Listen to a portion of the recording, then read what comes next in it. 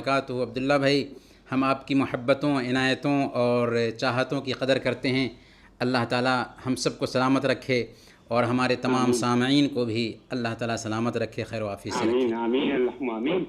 بڑا سب خوش رہے اور مسکراتے ہوئے، ماشاءاللہ ماشاءاللہ، اللہ آپ کو خوش رکھے، بہت اچھے لگتے ہیں اللہ آپ۔ ہم سب کو مسکراتا ہوا رکھے اور ہر طرح کی تکلیف اور اذیت اور مصیبت اور پریشانی کو ہم سے دور فرمائے، آمین یا رب العالمین۔ آمین اللہم آمین اللہم آمین۔ خاص طور پر مولانا صاحب، اکثر و بیشتر جتنے بھی میں عالم دین سے میری جان پہچان ہے، جن سے میری محبت ہے، جن سے جی ہاں، عقیدت ہم لوگ رکھتے ہیں، تمام سے بس میں ایک ہی دعا کرنے کے لیے ضرور کہا کرتا ہوں کہ اس کرونا وبا سے نجات کا طریقہ اور ایسی دعائیں مانگے کہ یہ تو پوری دنیا سے پورے عالم سے ختم ہو جائے کسی طرح جی سے ہاں یہ کرونا۔ بالکل۔ اللہ رب العالمین کی طرف سے یہ آفت آئی ہے اور یہ دعا ہی ہے جو اس آفت کو ٹال سکتی ہے۔ اس لیے ہم سب کو اللہ رب العالمین سے خاص طور پر قبولیت کے اوقات میں بھی کثرت سے دعا کرنی چاہیے۔ بہت لمبا وقفہ ہو گیا، لیکن اس کے ساتھ ساتھ ہم اللہ کی رحمت سے امید رکھتے ہیں کہ انشاءاللہ اللہ نے چاہا تو بہت جلد یہ آفت ہمارے سر سے دور ہوگی انشاءاللہ۔ اللہ تعالی ہم سب کو انشاءاللہ تعالیٰ۔ اس کرونا کی اچھا آفت سے نجات دلائے، مولانا آمین صاحب، یا آپ رب آغاز کرتے العالمین۔ ہیں وہ ایک تبلیغی گفتگو ہمارے پیارے نبی صلی اللہ علیہ وآلہ وسلم کی 5 اہم نصیحتیں۔ جی عبداللہ بھائی، صحابہ کرام نیکیوں کے رسیا تھے، خیر کی طرف لپکنے والے اور اس کو اپنی زندگی میں برتنے والے تھے، اور اللہ کے رسول صلی اللہ علیہ وسلم کے حکم کو اپنی آنکھوں کا سرما تصور کرتے تھے۔ اسی قبیل کا ایک واقعہ آج ہم اپنے سامعین کی خدمت میں پیش کریں گے، جس میں ہم سب کے لیے درس ہے، عبرت ہے، نصیحت ہے، پیغام ہے، اور اس میں اللہ کے نبی صلی اللہ علیہ وسلم کی 5 نصیحتیں ہیں۔ سنن ابی داؤد کی روایت ہے، حضرت جابر بن سلیم رضی اللہ تعالیٰ عنہ بیان کرتے ہیں کہ میں نے ایک آدمی کو دیکھا جس سے لوگ رجوع کر رہے تھے، ان کی باتوں کو بہت اہمیت دے رہے تھے، جو حکم فرماتے لوگ اس پر عمل کرتے اور جس کام سے روکتے لوگ اس سے رک جاتے تھے، ان کی ہر بات قبول کر رہے تھے۔ میں نے کہا یہ صاحب کون ہیں؟ تو لوگوں نے مجھ سے کہا ھذا رسول اللہ صلی اللہ علیہ وسلم، یہ سبحان اللہ۔ اللہ کے رسول محمد صلی اللہ علیہ وسلم ہیں۔ یعنی ایک نئے انسان تھے جنہوں نے پہلی مرتبہ محمد صلی اللہ علیہ وسلم کو دیکھا تھا، اس وقت جب کہ اللہ کے نبی صلی اللہ علیہ وسلم صحابہ کرام کے بیچ تشریف رکھتے تھے۔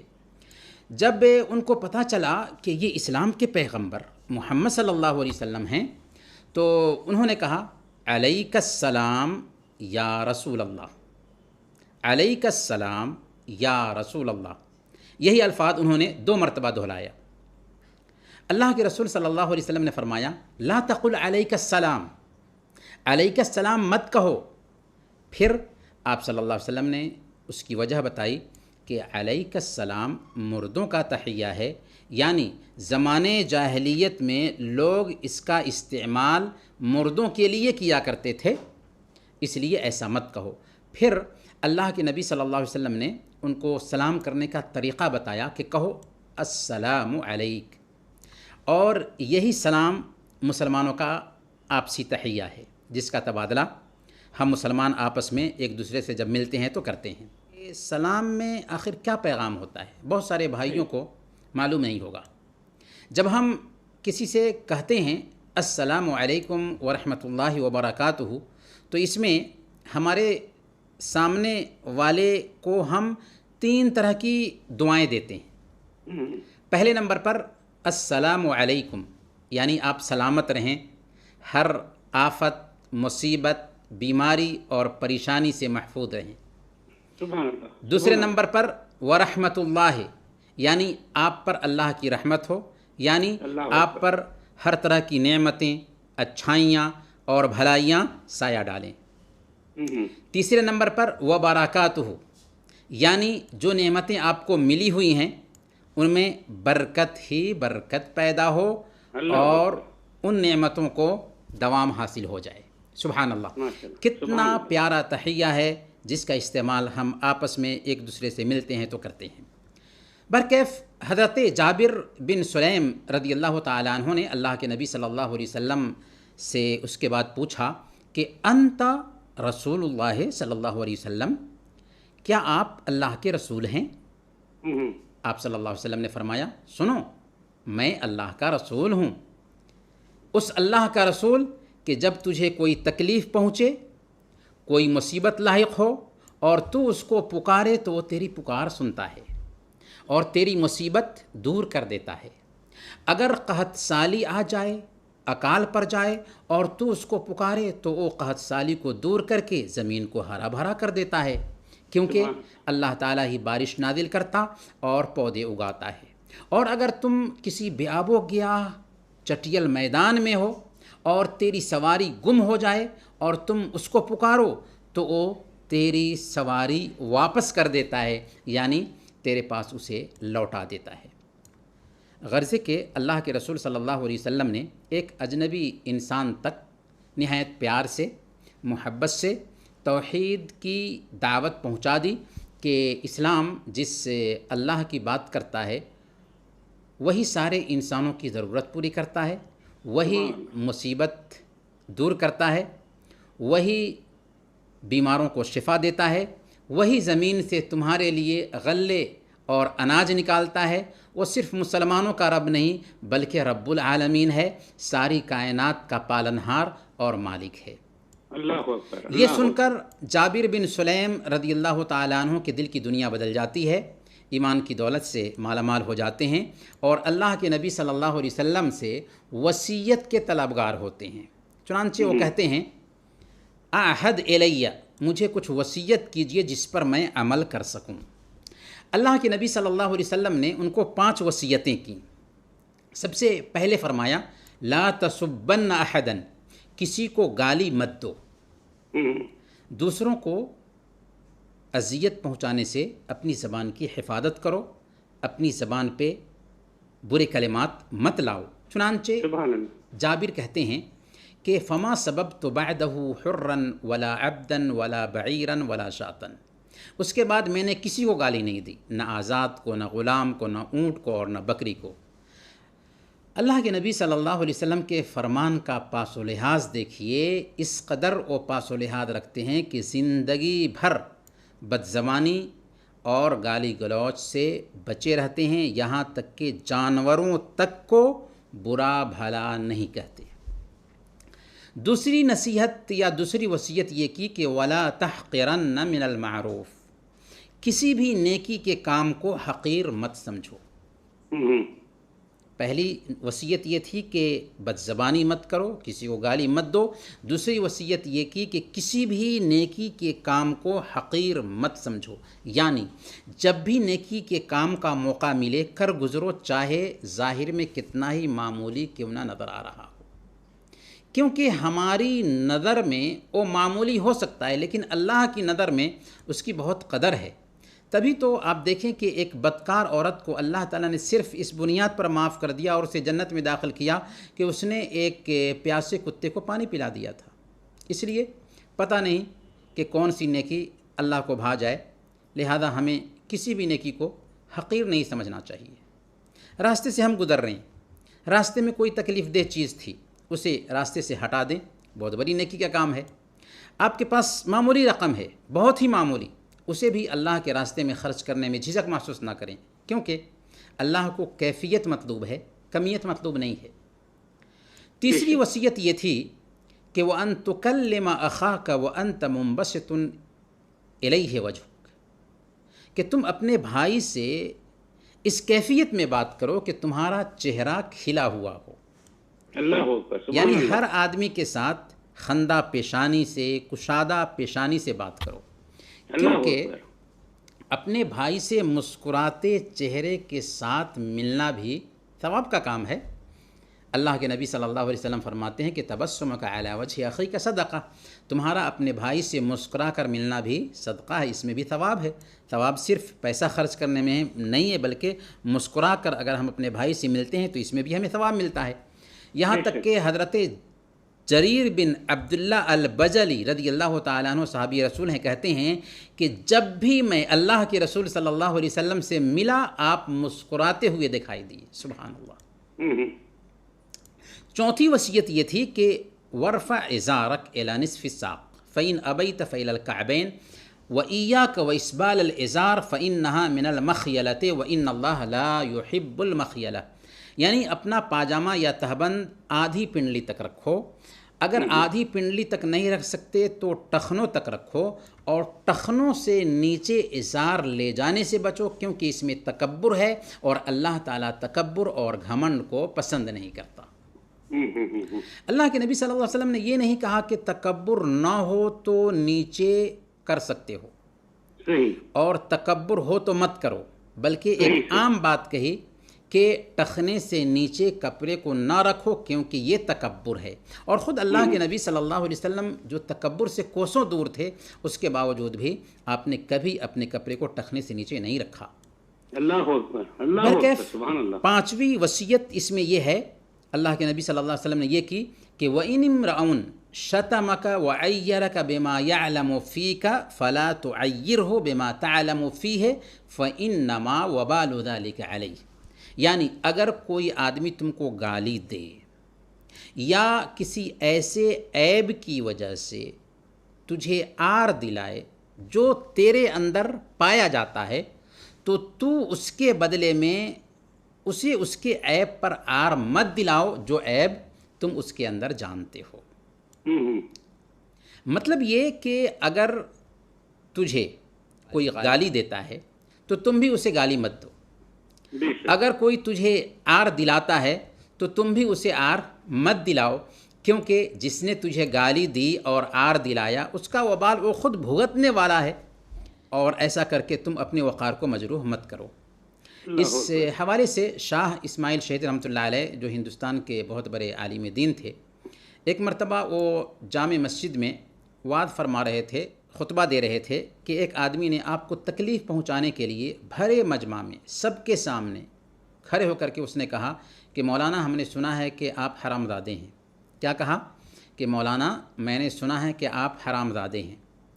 اتنے بڑے عالم کو اتنی سخت گالی دی گئی تھی، آپ ذرا تصور کر سکتے ہیں کہ کیا حالت ہوگی ہماری اور آپ کی اگر ہمیں اس طرح کی گالی دی جائے۔ لیکن شاہ اسماعیل شہید رحمۃ اللہ علیہ ذرہ برابر بھی غصہ نہیں ہوئے اور فرمایا کہ آپ کو غلط خبر ملی ہے، میری والدہ کے نکاح کے گواہ تو اب بھی دلی میں بہت سارے لوگ ہیں۔ برکیف خلاصہ یہ ہے کہ اس حدیث میں اللہ کے نبی صلی اللہ علیہ وسلم نے غلطی دیکھی تو نکیر فرمائی اور کہا کہ کسی کو سلام کرنا ہے تو کہو السلام علیکم، السلام علیکم ورحمۃ اللہ وبرکاتہ۔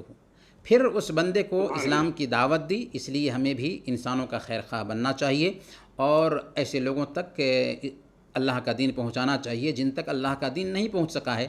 پھر اللہ کے نبی صلی اللہ علیہ وسلم نے 5 باتوں کی وصیت کی کہ کسی کو گالی مت دو، اپنی زبان کی حفاظت کرو، کسی بھی نیکی کے کام کو حقیر مت سمجھو، تم اپنے بھائی سے اس کیفیت میں بات کرو کہ تمہارا چہرہ بالکل کھلا ہوا ہو، مسکراتے چہرے کے ساتھ ملو کسی سے بھی، اور اپنا پاجامہ جو ہے نا ٹخنوں سے اوپر رکھو۔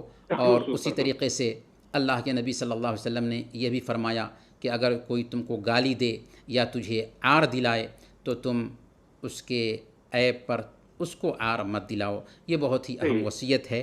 جیسے اللہ کے نبی صلی اللہ علیہ وسلم نے اس صحابی کو وصیت کی تھی، ویسے ہی ہمیں بھی ان وصیتوں کو اپنی زندگی میں برتنے کی کوشش کرنی ہے۔ اللہ تعالی ہم سب کو اسی توفیق عطا فرمائے۔ وصلی اللہ علی نبینا محمد وعلی آلہ وصحبہ اجمعین۔ اللہ اکبر، اللہ اکبر، مولانا صاحب ماشاء اللہ ماشاء اللہ، سبحان اللہ۔ سامعین کرام، 5 شخصیتیں جو ان کی وضاحت بھی مولانا صفات علی محمد زبیر بہت ہی سہل انداز میں اور اتنے آسان سے انداز میں کی کہ یقیناً آپ لوگوں کی سماعتوں تک پہنچی ہوگی اور آپ لوگوں کو سمجھ میں بہت اچھی طرح سے آ جائے گی۔ مگر سامعین کرام ایک چھوٹا سا وقفہ لیں گے، وقفے کے بعد جب واپس آئیں گے مولانا صفات علی محمد زبیر ہمارے ساتھ موجود ہیں، ان سے کچھ سوالات بھی کریں گے۔ یہ سامعین کرام تو پھر آپ کا استقبال ہے اور کچھ سوالات کا سلسلہ شروع کرتے ہیں۔ سامعین کرام سب سے پہلے مولانا صاحب ایک بہت ہی آسان سا سوال ہے، اکثر لوگ پوچھتے رہتے ہیں یہ سوال کہ کسی کی سمجھ میں اس کا جواب صحیح طور پر نہیں آتا کہ کیا یہ بات صحیح ہے جو بھی بچہ دنیا میں آتا ہے یہ مسلمان پیدا ہوتا ہو؟ جی ہاں، اسلام یہ کہتا ہے کہ جو بھی بچہ اس دنیا میں آتا ہے وہ مسلمان ہی ہوتا ہے، کیونکہ اللہ رب العالمین قرآن کریم میں بیان فرماتا ہے فطرت اللہ التی فطر الناس علیہا، یہ اسلام دین فطرت ہے جس پر اللہ تعالیٰ نے انسانوں کو پیدا کیا ہے، یعنی ہر انسان جب پیدا ہوتا ہے تو وہ واقعی مسلمان رہتا ہے۔ بہرکیف کہنا یہ ہے کہ ہر بچہ اسلام پر پیدا ہوتا ہے، اور یہ صراحت اللہ تعالیٰ نے قرآن کریم میں کی ہے، اور خود اللہ کے نبی صلی اللہ علیہ وسلم نے صحیح بخاری اور مسلم کی روایت کے مطابق بیان فرمایا کہ کل مولود یولد علی الفطرۃ فابواہ یہودانہ او ینصرانہ او یمجسانہ، ہر بچہ اسلام پر پیدا ہوتا ہے۔ یہ الگ بات ہے کہ اس کے ماں باپ اس کو یہودی بنا دیتے ہیں یا عیسائی بنا دیتے ہیں یا مجوسی بنا دیتے ہیں۔ تو کہنے کا مطلب یہ ہے کہ اس کی پیدائش ہوئی تھی اسلام پر، لیکن تربیت کی وجہ سے بچہ اپنے ماں باپ کے دین پر عمل کرنے لگتا ہے۔ بالکل ٹھیک ہو گیا۔ اچھا مولانا صاحب زیادہ سوالات پوچھ لیتے ہیں کیونکہ وقت ہمارے پاس بہت کم رہ جاتا ہے کہ کیا یہ بات صحیح ہے کہ ایک قبلہ رخ تھوکنے کا کیا حکم ہے، یہ کیا چیز ہے؟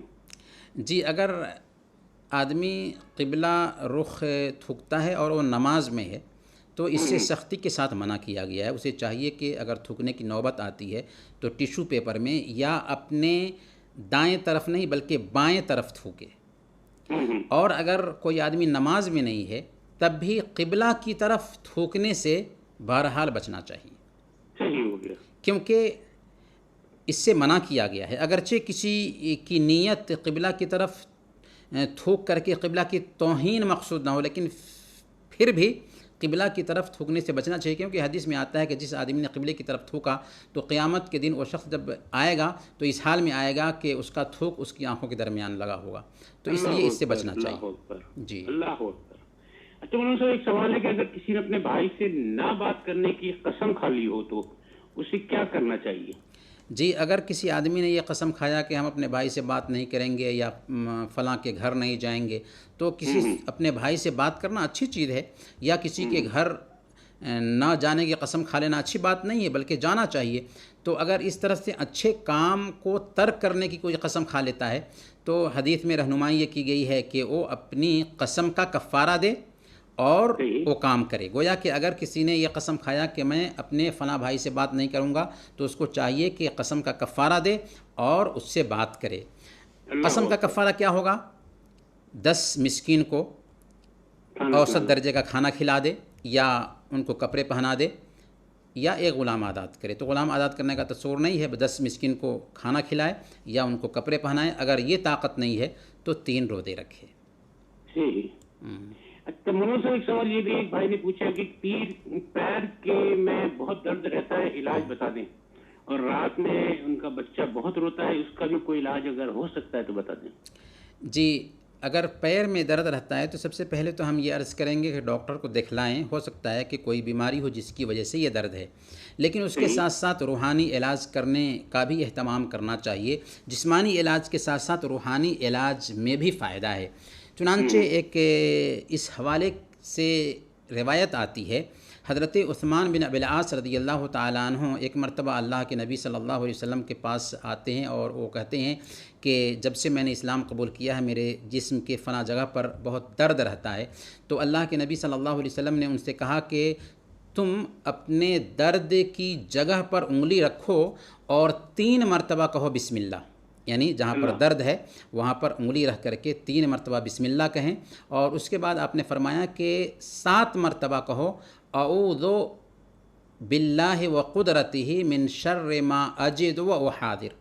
کیا کہنا ہے؟ 7 مرتبہ کہنا ہے اعوذ باللہ وقدرتہ من شر ما اجد وحاضر۔ تو ہمیں بھی یہ عمل کرنا چاہیے، یعنی جہاں پر درد ہو رہا ہے وہاں پر انگلی رکھیں، بسم اللہ 3 مرتبہ کہیں اور 7 مرتبہ کہیں اعوذ باللہ وقدرتہ من شر ما اجد وحاضر، انشاءاللہ فائدہ ہوگا۔ اور جہاں تک بچے کی بات ہے کہ بچہ کے حوالے سے کہ وہ بہت روتا ہے، تو ہو سکتا ہے کہ فطری عمل بھی ہو، لیکن اگر فطری عمل نہ بھی ہے تو دم کرنا چاہیے بچوں کو، سورہ اخلاص، سورہ معوذتین یعنی سورہ الناس، سورہ الفلق وغیرہ پڑھ کر کے بچے پر دم کریں۔ اور خاص طور پر ایک دم جو اللہ کے نبی صلی اللہ علیہ وسلم حسن اور حسین रदी अल्लाह अन्हुमा को किया करते थे। इस दम का एहतमाम करना चाहिए, अपने बच्चों को हमेशा ये दम करना चाहिए, नहीं कि शिकायत होने के बाद हमेशा ये दम करना चाहिए, क्योंकि अल्लाह के नबी सल्लल्लाहु अलैहि वसल्लम ने ये दम किया हसन और हुसैन को और कहा कि इब्राहीम अलैहिस्सलाम अपने दोनों बेटों यानी इस्माइल और इसहाक़ अलैहिस्सलाम को दम किया करते थे। दुआ क्या है? अऊज़ु बिकलिमातिल्लाहि ताम्मा मिन कुल्लि शैतानिन व हाम्मा व मिन कुल्लि ऐनिन लाम्मा। दोबारा सुन लें, अऊज़ु बिकलिमातिल्लाहि ताम्मा मिन कुल्लि शैतानिन व हाम्मा व मिन कुल्लि ऐनिन लाम्मा। ये दुआ पढ़ करके दम करना चाहिए अपने बच्चों पे। माशाल्लाह, सुभान। अच्छा मौलाना साहब, मैं सामने आपको ये बताते चलूँ कि जिन लोगों को जल्दी में मौलाना साहब की दुआ अगर समझ में ना आई हो, हम लोग फेसबुक पे इस वक्त लाइव है, तो हमारा फेसबुक पे जो ये हमेशा ही रहेगा ये फेसबुक के ऊपर, तो जब भी आपको जरूरत पड़े तो वहां से निकाल के आप किसी कागज पे या कलम पे लेकर लिख लें, ताकि आपको ये दुआ पढ़ने में और सीखने में आसानी हो जाए। जी मौलाना साहब, एक कॉलर लेते हैं। हेलो, अस्सलाम वालेकुम व रहमतुल्लाहि व बरकातहू। जी हेलो, अस्सलाम वालेकुम। वालेकुम सलाम। जनाब, नाम क्या है आपका? मोहम्मद महराज। महराज में खुश रहा कीजिए, पूछिए मौलाना साहब से क्या पूछेंगे? मौलाना साहब, मैं दो भाई का एक ही साथ शादी करना चाह रहा हूँ, तो उसमें एक ही वलीमा में काम चल जाएगा या दो वलीमा के लिए करना पड़ेगा? नहीं, आपके दो भाई से क्या मतलब है? 4 भाई हैं? नहीं, 2 भाई है। 2 भाई की ना? हाँ सही, दो भाई का ना? हाँ सही हो गया, 2 भाई की। हाँ जी, बस ठीक है। 2-4 दिन के आगे पीछे जो शादी करेंगे तो वलीमा जो होता है, वलीमा के लिए क्या एक ही में हो जाएगा या दूसरा भी करना पड़ेगा? बहुत शुक्रिया आपका, अपने महराज भाई, आपने बड़ा मजेदार सवाल पूछा, मुझे भी पूछना था ये मौलाना साहब। जी मौलाना साहब। जी, असल में अगर ज़्यादा वक्फ़ा नहीं है और 1-2 दिन के अंदर में है तो एक ही वलीमा में दोनों को जमा कर सकते हैं। ऐसा कोई मसला नहीं है कि आप लोगों को दावत देंगे और खाना खिलाएंगे। नीयत ये रखें कि दोनों का वलीमा ये चल रहा है। लेकिन अगर ज़्यादा वक्फ़ा है तो कम ही सही, एक बकरा इस वलीमा में दबह कर लें और दूसरा बकरा उस वलीमा में दबह कर लें, तो अलग अलग वलीमा हो जाएगा और अलग अलग लोगों को दावत दे करके आप खिला दें। लेकिन अगर ज़्यादा वक्फ़ा नहीं है तो एक ही मरतबा दोनों को जमा कर सकते हैं। माशाल्लाह, सुभान अल्लाह, मेरी मुश्किल आसान कर दी मौलाना साहब आपने। और मौलाना साहब, एक सवाल जो आपसे पूछना चाह रहा था मैं कि अगर हमल साकित हो जाए तो क्या उसकी नमाज जनाजा जो होगी उसे पढ़कर उसे दफन किया जा सकता है? जी, अगर वो बच्चा 4 महीना का हो चुका था पेट में और उसके बाद वो साकित हुआ है, तो ऐसी हालत में उसके साथ आम इंसान का सा मामला किया जाएगा, यानी उसे को कफन दिया जाएगा, उसके जनाजा की नमाज़ पढ़ी जाएगी और फिर उसको दफन किया जाएगा। लेकिन अगर बच्चा 4 महीना का नहीं हुआ था तो फिर उसके जनाजा की नमाज़ पढ़ने की ज़रूरत नहीं है। अच्छा मौलाना साहब, एक कॉलर है। हेलो, अस्सलाम वालेकुम व रहमतुल्लाहि व बरकातहू। अस्सलाम वालेकुम अब्दुल्ला भाई। क्या हाल चाल है? नाम क्या है आपका? मेरा नाम सईद है। सईद भाई, खुश रहा कीजिए, मुस्कुराते हुए आप बहुत अच्छे लगते हैं। अल्हम्दुलिल्लाह। क्या पूछेंगे मौलाना साहब से? जी, मैं मौलाना साहब से ये पूछना चाहता हूँ कि जब नमाज घर में अकेले पढ़ते हुए क्या सूरह जो फातिहा है, जो भी सूरह पढ़ते हैं, उसके आवाज से पढ़ सकते हैं या अपने दिल में पढ़ सकते हैं जब घर में नमाज पढ़ते हो? फर्ज नमाज की बात कर रहे हैं आप? जी। बस ठीक है, अभी पूछ लेते हैं मौलाना साहब से। ठीक है, बहुत बहुत शुक्रिया अब्दुल्ला जी। मौलाना साहब, हाँ, सबसे पहले तो हम ये अर्ज़ करेंगे कि फ़र्ज़ नमाज मर्द के लिए ज़रूरी है कि वो मस्जिद में जा कर के अदा करे, लेकिन किसी सबब से अगर एक बंदा मस्जिद में नहीं गया और घर में अदा कर रहा है तो जिन नमाज़ों में क़िरात ज़ोर से होती है, जैसे इशा की नमाज़ है, मगरिब की नमाज़ है, फ़जर की नमाज़ है, तो उन नमाज़ों की अदायगी अगरचे घर में कर रहे हों लेकिन ज़ोर से क़िरात करना अफजल है। और जिन नमाज़ों में क़िरात आहिस्ता होती है, जैसे असर की नमाज़ है और ज़ोहर की नमाज़ है, तो उन नमाज़ों में घर में भी उनकी अदायगी कर रहे हों तो क़िरात आहिस्ता से अफजल कर देता है। अल्लाह ताला से हम आखिर में दुआ करते हैं कि अल्लाह आलमीन तो हम सब के मसाइल हल फरमा दे, हमारे आल औलाद की हिफाजत फरमा, हम सब को ज़िंदा रखना तो ईमान पर ज़िंदा रखना, वफ़ात देना तो ईमान पर वफ़ात देना। वसल्लल्लाहु अला नबीना मुहम्मद व अला आलिहि व सहबिहि अजमईन। हमारा आज का वक्त खत्म हो जाता है, बीच में फिर हाजिर होंगे, उस वक्त तक के लिए इजाज़त दीजिए।